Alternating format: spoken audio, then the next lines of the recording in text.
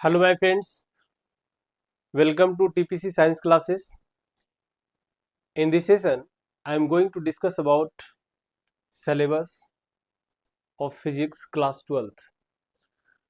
Sir, आज हम बात करने वाले हैं आप लोगों से कि फिजिक्स में यानी भौतिकी क्षेत्र में क्या क्या पढ़ने हैं, सिलेबस में क्या क्या आपको जानना चाहिए, कौन कौन सा टॉपिक इम्पोर्टेंट है, ये सब मुद्दे पे आज हम बात करने वाले हैं।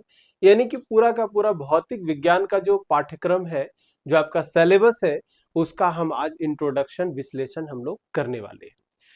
याद रखिएगा, ये सीबीएसई वाले जो भी थे उनके लिए लेक्चर्स जो है अलग हम बना दिए हैं, ठीक है। और ये स्पेशल समझ लीजिए कि बिहार बोर्ड वाले स्टूडेंट के लिए है, ठीक है ना। तो इसमें वो सारे टॉपिक्स को हम इंक्लूड किए हैं, वो सारे टॉपिक्स को इसमें हम संग्रहित करके रखे हैं, ठीक है ना। जिसमें हम लोग जो भी हम लोग को पढ़ना है, इसमें जो कुछ भी टॉपिक हम लोग को पढ़ना है, ठीक है ना, वो सब के बारे में थोड़ा थोड़ा थोड़ा थोड़ा समझते चलेंगे। वैसे तो ये स्टार्टिंग है, तो बहुत सारे स्टूडेंट जो अभी तक पढ़ाई नहीं स्टार्ट किए हैं, बहुत सारे ऐसे हैं कि अलग वे में चलते हैं, क्या पढ़ेंगे यार, कर लेंगे, अरे हो जाएगा, तो इस व्यू में चलते हैं, तो स्टार्ट नहीं किए, तो उनको बिल्कुल समझ में नहीं आएगा। इसीलिए आज का जो सिलेबस है, केवल आपको चैप्टर वाइज आपको एक ओवरव्यू देते चले जाएंगे, इसमें क्या क्या पढ़ना है, किस तरह से पढ़ाई करना है, उसके बारे में फोकस करेंगे, ठीक है।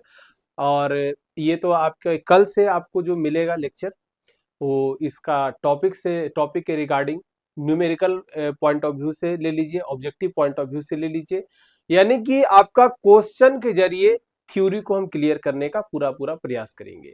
और आप लोग को एक काम और करना है कि जो टॉपिक आपको टफ लगता है, जैसे हमारे हिसाब से जो होगा वो तो हम कराएंगे, आप लोग को अगर जो टॉपिक टफ लगेगा, यहाँ सर ये वाला थोड़ा सा कठिन लग रहा है, तो इसको करा दीजिए। तो वो वीडियो के नीचे जो आपका जो कमेंट सेक्शन होता है, उसमें जरूर कमेंट कर दीजिएगा, ठीक है ना। उससे क्या होगा कि हम तक आपका जो प्रॉब्लम है वो हम तक पहुंच जाएगा, और हम आसानी से उस प्रॉब्लम को सॉर्ट आउट कर पाएंगे। समझ में आ गया कि नहीं आ गया? तो चलिए हम लोग सेशन को स्टार्ट करते हैं। और हम आज की क्लास में पूरी पूरी हम लोग का ये फोकस रहेगा कि कौन कौन से यूनिट में क्या क्या पढ़ने हैं, और कौन कौन से यूनिट, कौन कौन सा जो चैप्टर है उसका ज्यादा वेटेज एग्जाम में रहने वाला है, ठीक है ना, उस पे भी हम लोग कंसंट्रेट करने का प्रयास करेंगे। तो चलिए हम लोग सेशन को स्टार्ट करते हैं। सेशन को स्टार्ट करने से पहले एक बात और मैं क्लियर कर दूं कि ये मेरी क्लासेस जो है फिजिक्स की, जैसे तो ऑनलाइन आप लोग को जहां भी है वहीं का वहीं मिल जाएगा, लेकिन बहुत सारे बच्चे ऐसे हैं जो ऑनलाइन से कनेक्ट नहीं हो पा रहे हैं, नहीं हो पाते हैं, ठीक है ना, उनके पास मोबाइल की सुविधा नहीं है, ठीक है ना। तो वैसे बच्चे जो नहीं इससे सुविधा को ले पाएंगे, वो हमारे साथ ऑफलाइन सेंटर पे आप जुड़ सकते हैं। ऑफलाइन हमारी सेंटर जो चल रही है, ऑफलाइन जो हमारी सेंटर चल रही है, वो गया के अंदर घुघरी टाड़ बाईपास, ठीक है ना, उसी के पास में एक ब्रह्मसत तालाब है। ब्रह्मसत तालाब के अपोजिट में, बैतरनी तालाब के बगल में तालाब है जिसको बोलते हैं ब्रह्मसत तालाब। ब्रह्मसत तालाब के अपोजिट में पड़ता है एक मस्जिद है, मस्जिद के बगल से एक रास्ता गई है, बस वहीं पे आप समझ लीजिए कि नेशनल कोचिंग सेंटर के नाम से वो सेंटर चलती है, और उसी में हमारी क्लासेस जो है चल रही है। अभी 11th की और 12th दोनों की क्लासेस चल रही है। तो जो भी बच्चे जो अभी तक पढ़ाई नहीं स्टार्ट किया, जिनको लगता है कि फिजिक्स बहुत टफ लगता है, उसको आसान बनाने के लिए हम खड़े हैं। आप अगर हमसे जुड़ना चाहते हैं तो वहां आकर के आप कनेक्ट हो सकते हैं, ठीक है ना। वहाँ फिजिक्स के साथ साथ मैथमेटिक्स और केमिस्ट्री की भी क्लासेस चल रही है। वेल एक्सपीरियंस टीचर वहाँ पढ़ा रहे हैं, ठीक है ना। ऑलरेडी पीएचडी फाइनल, पीएचडी किए हुए टीचर वहाँ पढ़ा रहे हैं, बहुत माहिर टीचर हैं, ठीक है ना। तो वहाँ आकर के आप सुविधा ले सकते हैं। तो चलिए, ये तो हमारे बारे में हो गया, और ऑफलाइन की कहानी हम बता दी। बहुत सारे बच्चे ऐसे हैं जो ये वीडियो उन तक पहुंची है, ठीक है ना, वीडियो उन तक पहुंच रही है, और वो हमसे कनेक्ट होना चाहते हैं, किसी भी तरह के क्वेरी, किसी भी तरह का प्रॉब्लम है, तो उनके लिए ये कांटेक्ट नंबर दिया गया है। ये कांटेक्ट नंबर पे आप कांटेक्ट कर सकते हैं। इसके लिए दो नंबर्स दिए गए हैं।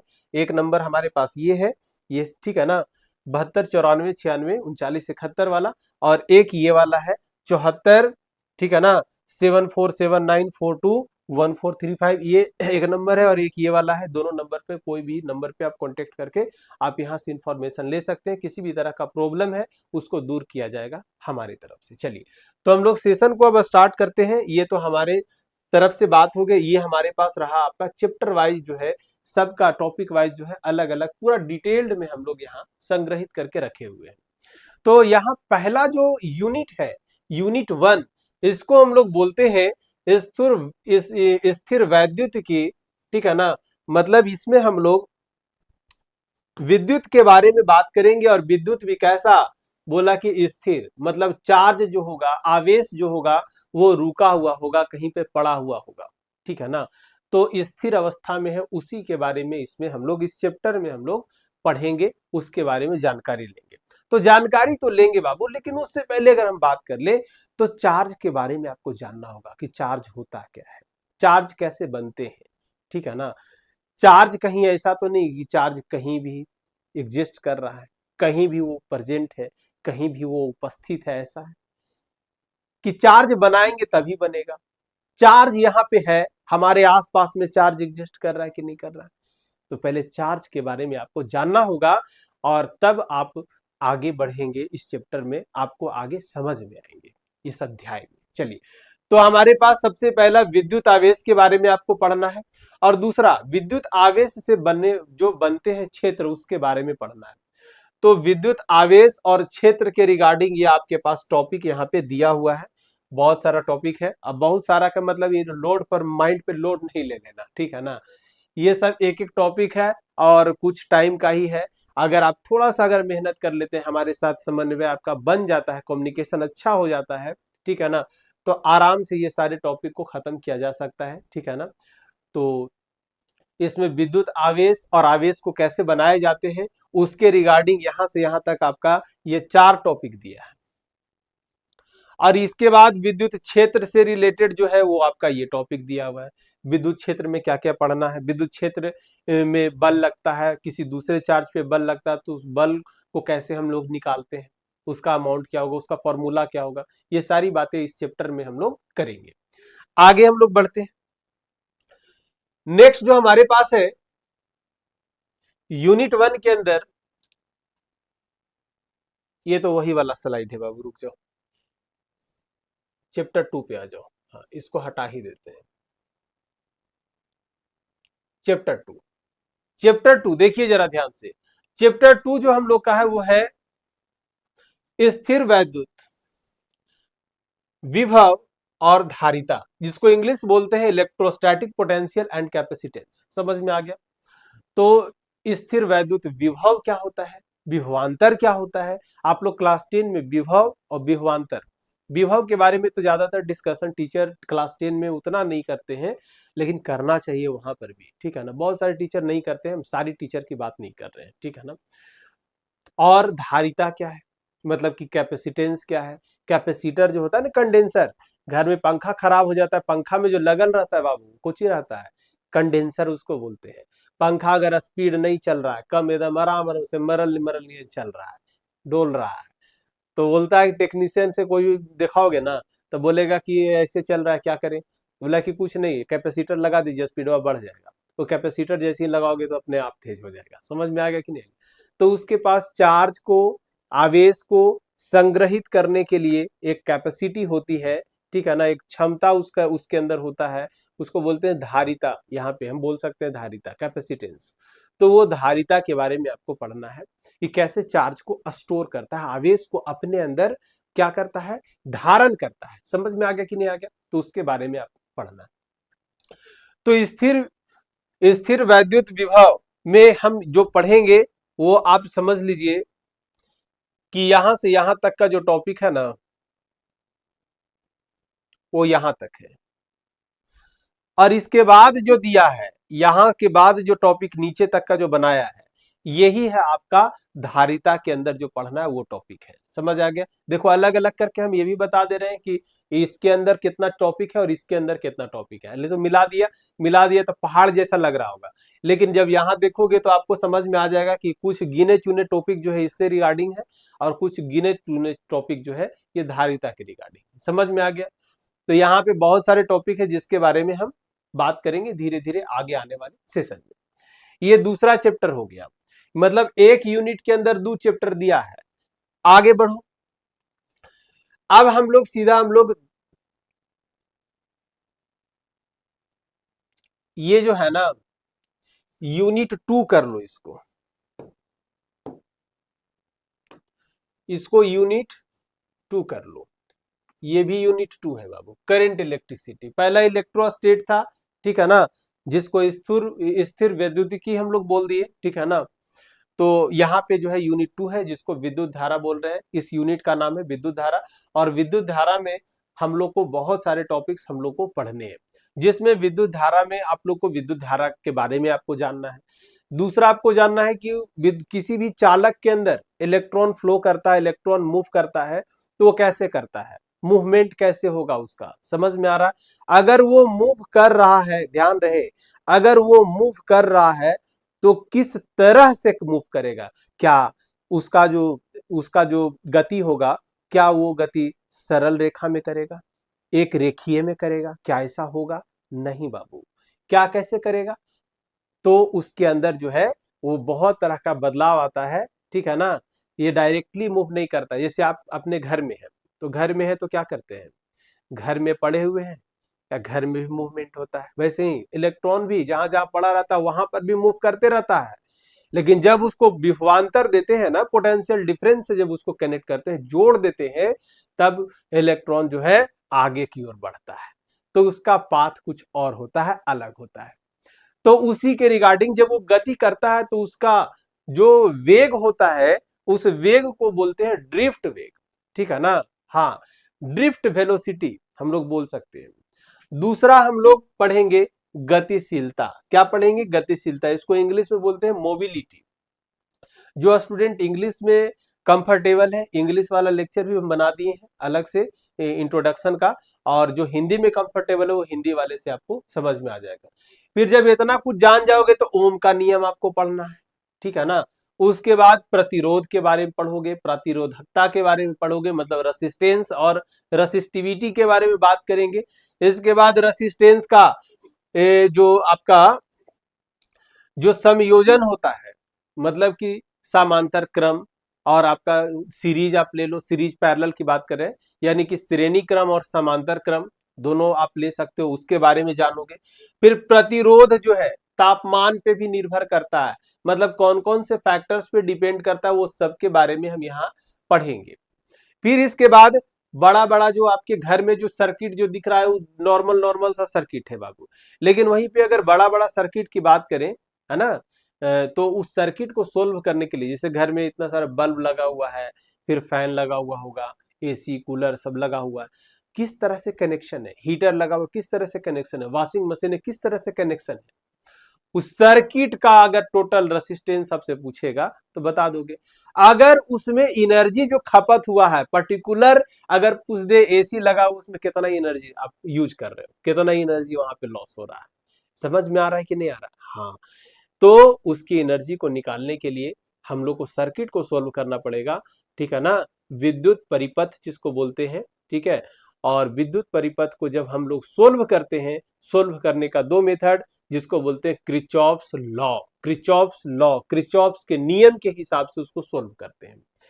तो क्रिचॉफ्स के नियम को जब यहां करेंगे तो 2 तरह का नियम, एक नियम को बोलते हैं केसीएल और दूसरे को बोलते हैं केवीएल। इसके बारे में पढ़ाया जाएगा, इसमें पढ़ना है।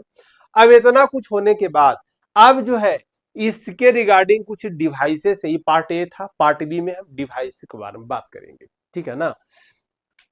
जिसमें कुछ ब्रिज है, जैसे व्हीटस्टोन ब्रिज हो गया, मीटर ब्रिज हो गया, पोटेंशियोमीटर हो गया, और उसका एप्लीकेशन यानी कि उसका अनुप्रयोग कहां कहां उसका हम इस्तेमाल कर सकते हैं, उसके बारे में आपको पढ़ना है। विद्युत धारा में कुछ और आपको इसमें, रुक जाओ, हाँ सही है, ठीक है।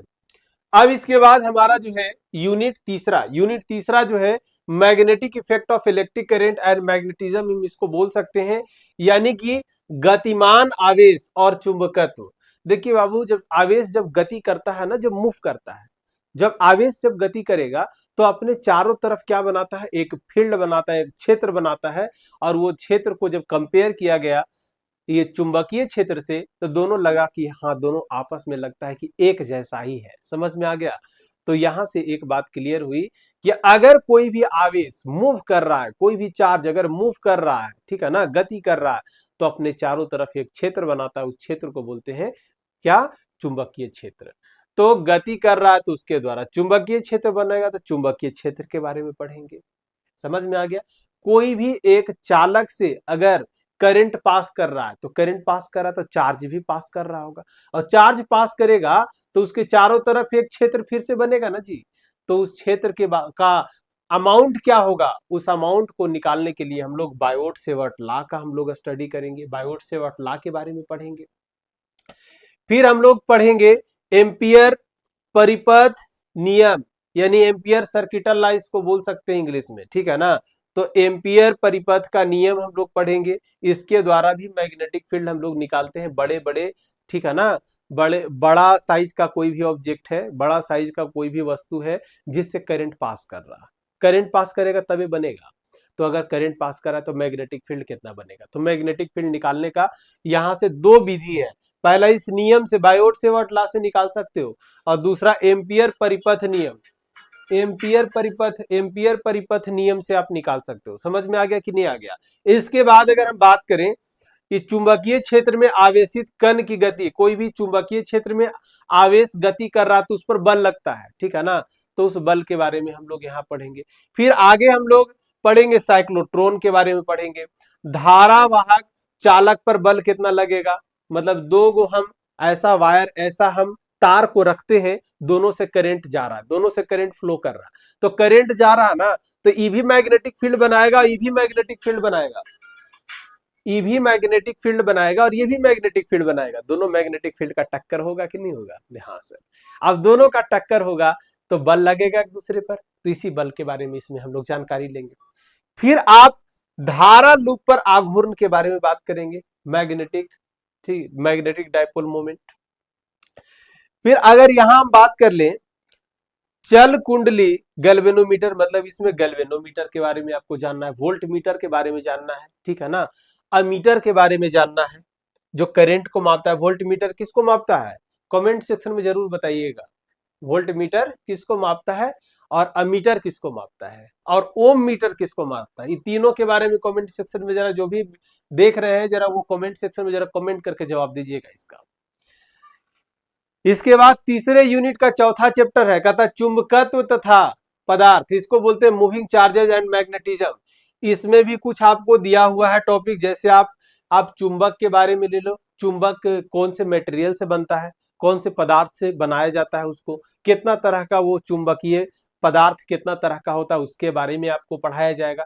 मतलब पहला जो हम लोग देखें क्या, इसके पहले वाला जो यूनिट था उसमें हम लोग ज्यादातर बात किए कि चार्ज मूव कर रहा है उसके कारण जो चुंबकीय क्षेत्र बन रहा है उसके बारे में। जब इस यूनिट में आए तो चुंबकीय क्षेत्र तो समझ लिए कि चुंबकीय क्षेत्र का जड़ कहां से था, तो चुंबक से निकला, तो चुंबक के बारे में हम लोग पढ़ेंगे, इसके बारे में। समझ में आ गया कि नहीं आ गया?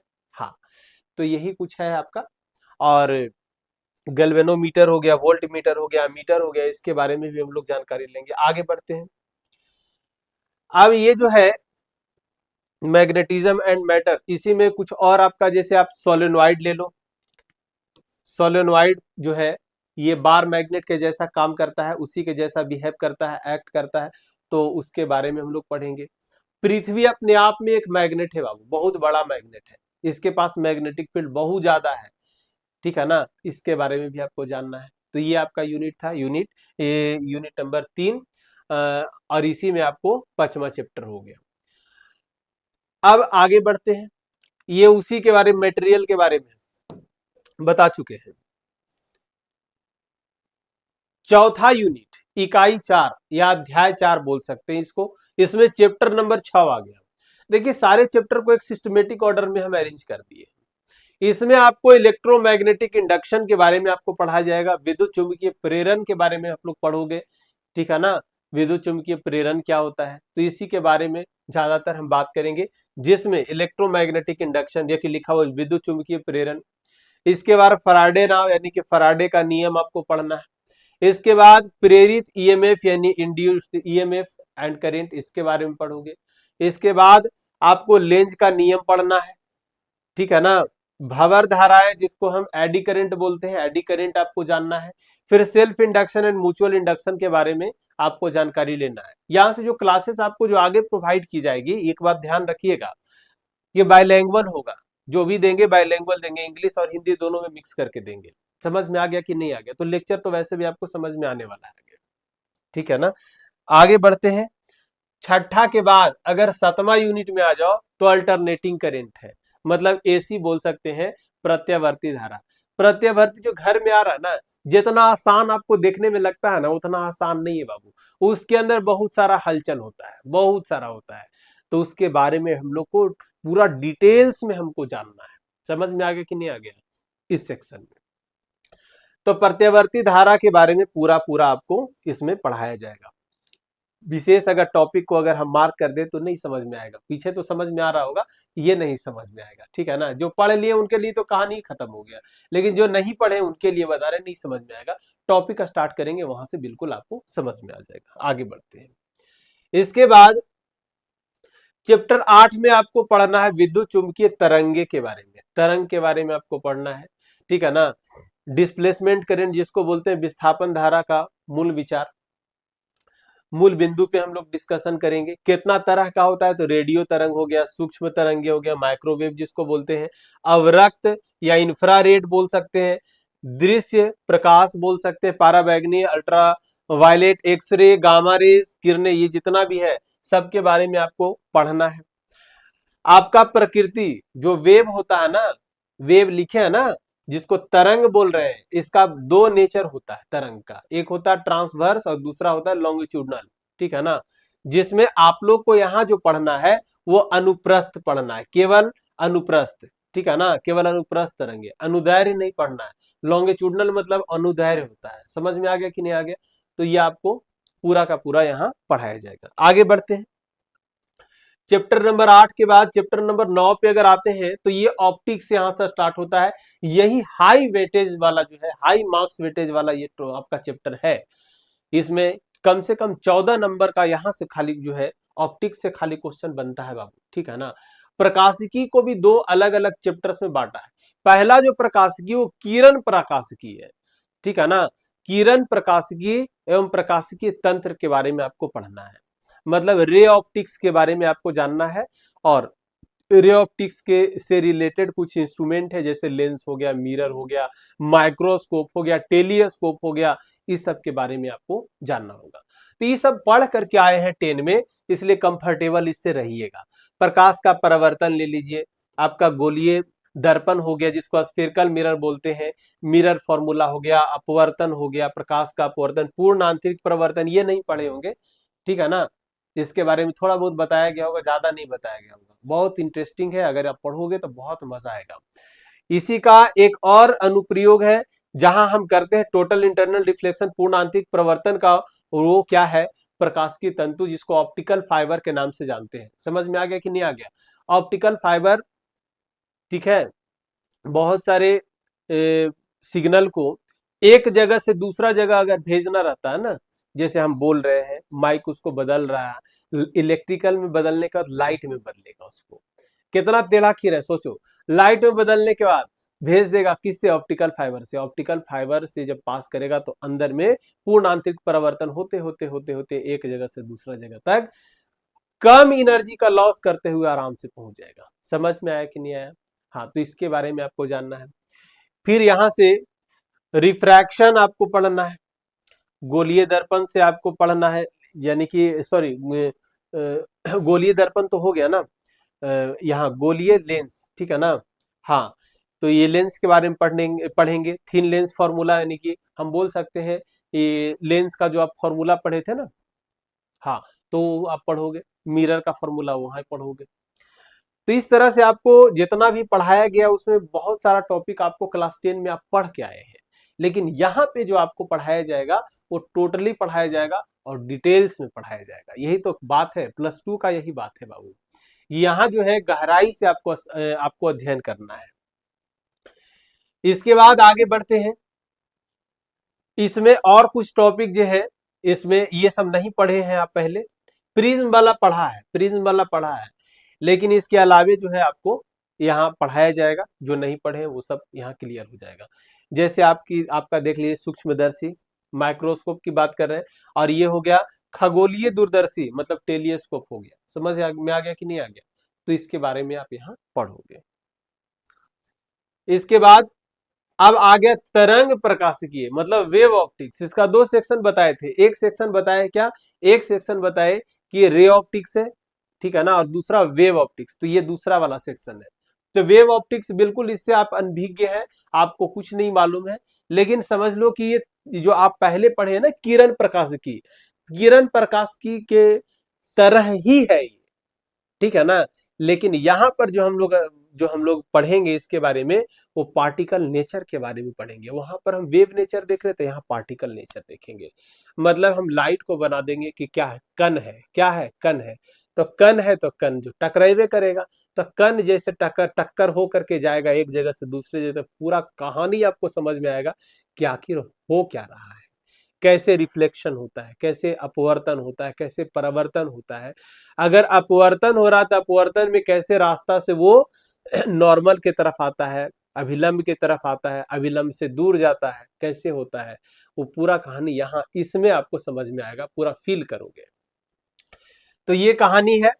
तो इसके बारे में अभी दिमाग में रख के चलना है कि आपका चैप्टर नंबर कितना है, 10 है। अब वेव ऑप्टिक्स में ये कुछ और, इसमें जो आपका टॉपिक है ये भी आपका वेव ऑप्टिक्स का ही है, ठीक है ना। हिंदी और इंग्लिश दोनों में दिए हैं, ताकि जो स्टूडेंट थोड़ा हल्का फुल्का कंफर्टेबल है आराम से यहां से कैच कर लेंगे, ठीक है ना। अब आगे आते हैं ड्यूअल नेचर, यहां से मॉडर्न फिजिक्स इसको बोलते हैं, ठीक है ना। आधुनिक भौतिकी, मॉडर्न फिजिक्स, ठीक है ना। तो आधुनिक भौतिकी के बारे में यहाँ आपको पढ़ना है। आधुनिक भौतिकी में अभी जितना भी बन रहा है, एलईडी बन रहा है, एलईडी काम कैसे करता है, एलईडी के बारे में आपको जानना। ये सब किस में होगा, ये आधुनिक भौतिकी में आपको पढ़ाया जाएगा। समझ में आ गया कि नहीं आ गया? हाँ। फिर फोटो इलेक्ट्रिक इफेक्ट कैसे होता है, ठीक है ना, वो सब कहानी जो है इसमें आपको पढ़ाया जाएगा। बहुत मजा आएगा, ठीक है ना। इसी तरह से मॉडर्न फिजिक्स का एक और हिस्सा है जिसमें हम एटम एंड न्यूक्लियाई पे बात करेंगे। ये परमाणु के बारे में आप लोग पढ़ करके आए हैं केमिस्ट्री में, क्लास 11th में आपको पढ़ाया गया होगा, बहुत हद तक आपको पता होगा। फिर भी यहाँ आपको पढ़ना है, और यहाँ से नंबर, अच्छा खासा नंबर से पूछता भी है, सबसे बड़ी बात है, ठीक है ना। तो इसलिए बहुत इंपॉर्टेंट है, इसको भी आपको पढ़ना। एटम के बारे में रदरफोर्ड का मॉडल क्या था उसके बारे में जानना है, अल्फा स्कैटरिंग एक्सपेरिमेंट क्या था उसके बारे में पढ़ना है, निको नाभिक का खोज हुआ था, कैसे हुआ था, क्या किए थे, ठीक है, कौन किए थे। इसके बाद इलेक्ट्रॉन का संरचना जो अंदर में रहता है, एटॉमिक स्ट्रक्चर जिसको बोलते हैं, ठीक है ना, वो कौन दिए थे, उनका एक बोर का एक मॉडल था जिसको बोर मॉडल बोलते हैं। फिर उसमें एनर्जी लेवल के बारे में पढ़ना है, हाइड्रोजन स्पेक्ट्रम के बारे में पढ़ना है, जिसके बारे में जानकारी आपको लेना है। और इसी के बाद एक खतरनाक टॉपिक है जिसको बोलते हैं नाभिक। क्या बोलते हैं? नाभिक, जिसको बोलते हैं इंग्लिश में न्यूक्लियाई।